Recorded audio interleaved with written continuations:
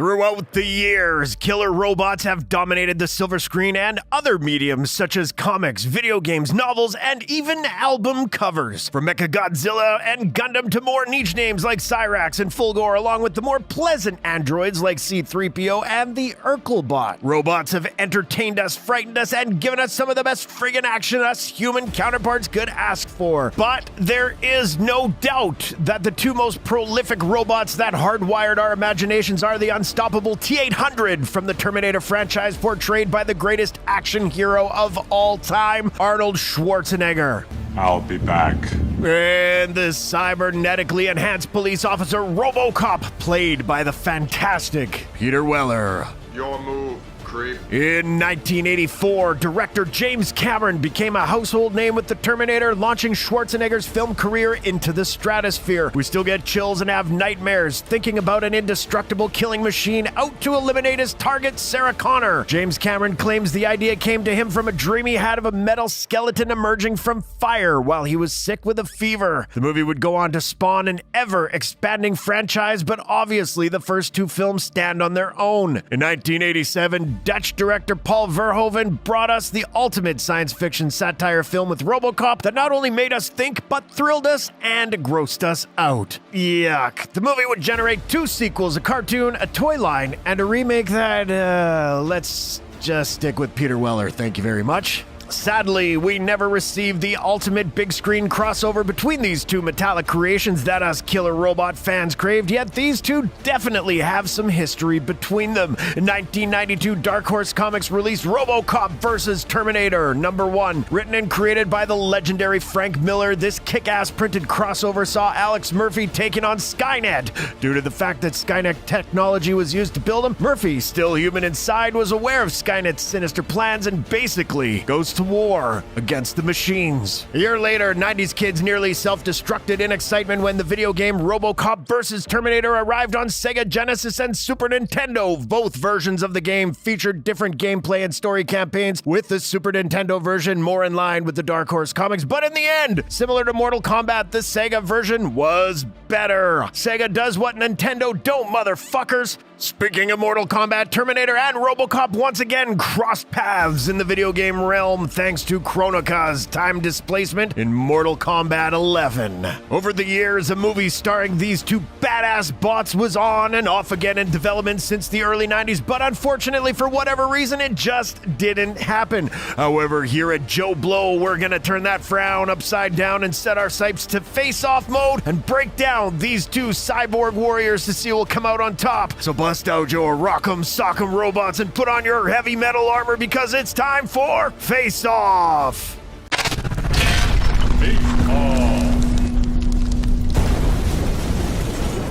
Disclaimer. No actual science was used to determine the outcome of Face Off. Your results may vary. Please do not consume Face Off if you are allergic to conjecture, opinion, or general nonsense. Round 1.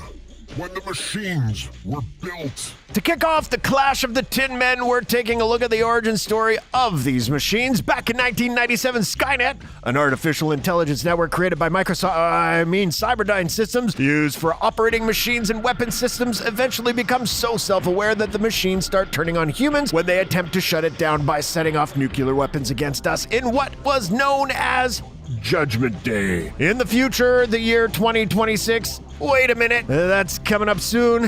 Uh-oh.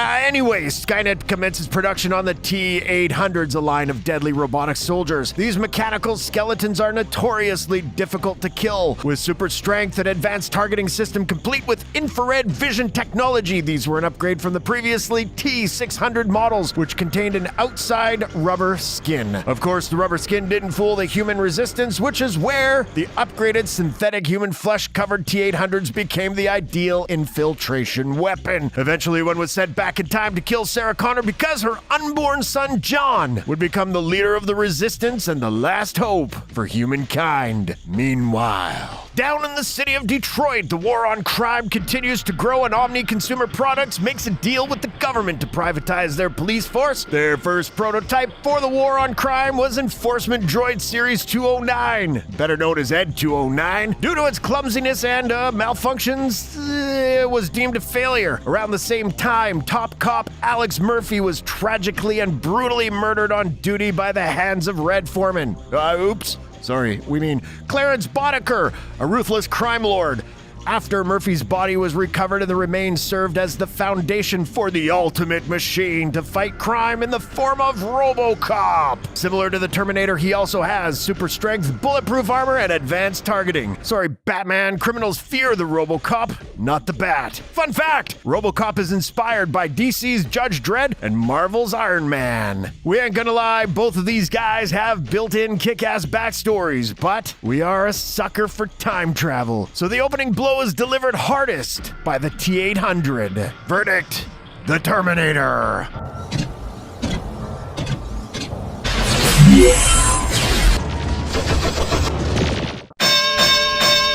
Round 2, feats and abilities.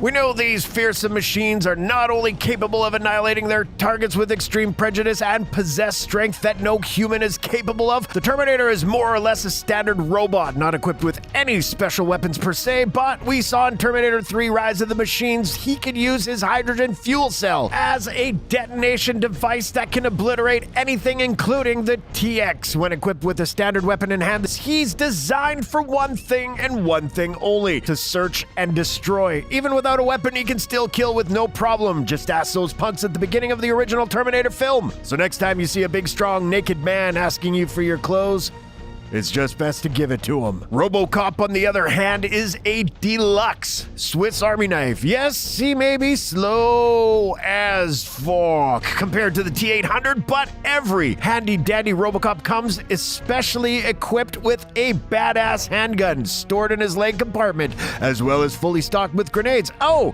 did we mention he's got a goddamn jetpack? Sorry, Mr. Bond, Murphy did it better. At the end of the day, both are pretty durable when it comes to absorbing bullets, but in the first Terminator, Reese blows his shiny hiney up with a homemade dynamite weapon, and the T-800 also gets crushed by a hydraulic press. On the contrary, Murphy and Robocop 2 can move a hydraulic press as well as have explosions go off in his face like it's no big deal. This round isn't even close. When it comes to feats and abilities, Officer Murphy is the more impressive specimen. Verdict, Robocop.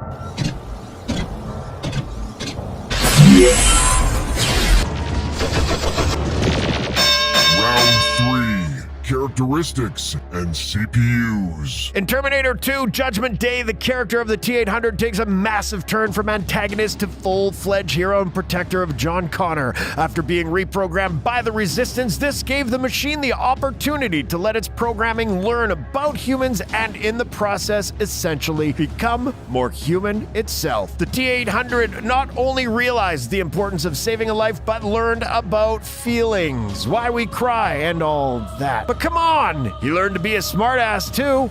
Hasta la vista, baby. Where Murphy stands different from the T-800 is that he is in fact human first and foremost. Although he is 99% machine, he is powered by his human brain. As the first Robocop movie progressed, it was compelling to see him regain more and more of his humanity. While not as flashy as the Terminator, unless you count his iconic gun twirl, you can't help but root for Murphy's underlying humanity. This round is a very close call, but at the end of the day, both of these machines have awesome character arcs and badass personalities for robots. Sorry, C-3PO, you don't even come close, you bucket of bolts. But since Murphy is still technically human, it makes him the more relatable character. Winner by a shot in the nutsack is Robocop.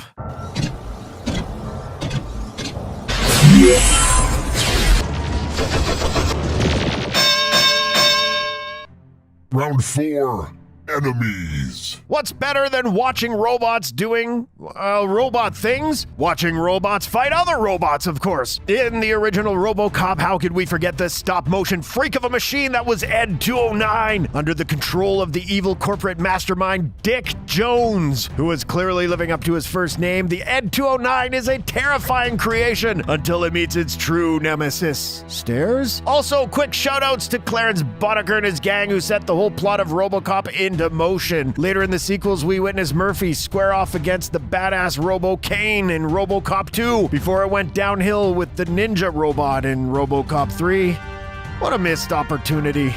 If we focus on Terminator 2 Judgment Day and Terminator 3 Rise of the Machines, we see the T-800 throw down some unforgettable robo battles. In T2, the main antagonist of the movie was the liquid metal killing machine known as the T-1000, portrayed by the badass Richard Patrick. That's why I say amen, I shout. Sorry, we mean his older brother, Robert Patrick, the scary shapeshifter that not only can chop shit up with his hands, but can morph into anyone it touches. Shout out to that wild death in the steel mill. And in T3, the T-800 squares off against the Terminatrix known as the TX, portrayed by the lovely Kristanna Loken, the machine that can control other machines. Say what you want about T3, the movie, but the TX was awesome. This almost feels like a Sophie's Choice, but at the end of the day, we love seeing Arnold Schwarzenegger fight other machines because it's always a sight to behold. Winner by a grenade to the fucking gut! The Terminator.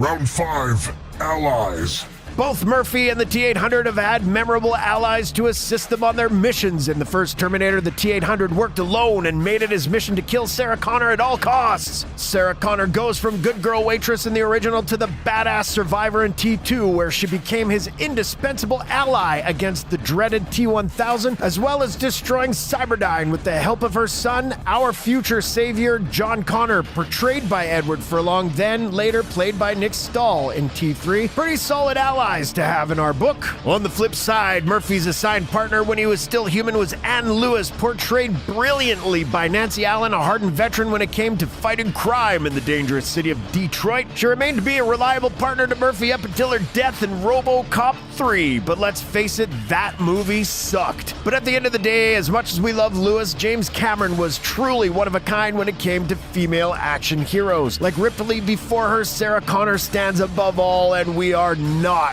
going against her. This round, without a doubt, goes to the T-800, winner by shotgun blast to the face, the Terminator.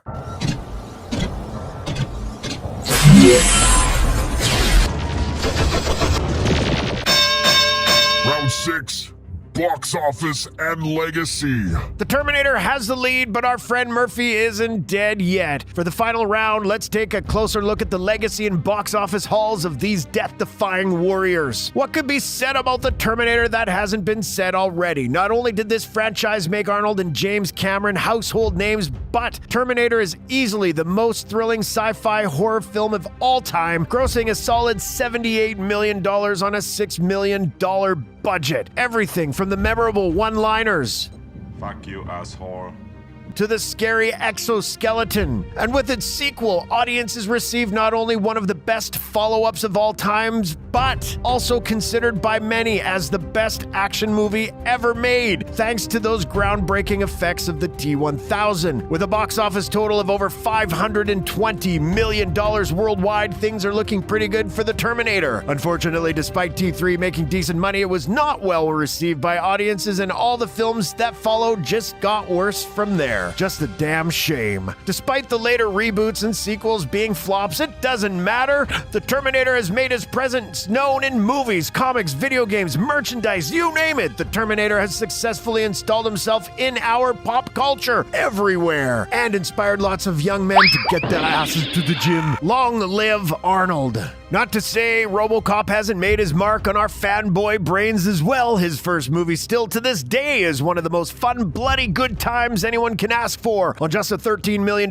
budget, the original would gross $53 million worldwide and has been universally praised by fans and critics alike. Although the sequels would see diminishing returns at the box office, the 2014 remake did bring in over $242 million worldwide, but it wasn't exactly profitable enough to keep the franchise going. Like his robotic counterpart, Robocop has not only gotten an animated show at one point, but has had his comics from Marvel, toy lines, merchandise, and video games, to name a few, just not quite as the same level as the Terminator. No doubt both of these machines are iconic and timeless, or time displaced in the T-800's case, and we cherish each of these badass bots, but this final round and this face-off goes to, drumroll please, the T-800. Winner the Terminator. And no matter what happens in this franchise, we can't wait for him to come back. But until then, hasta la vista, baby.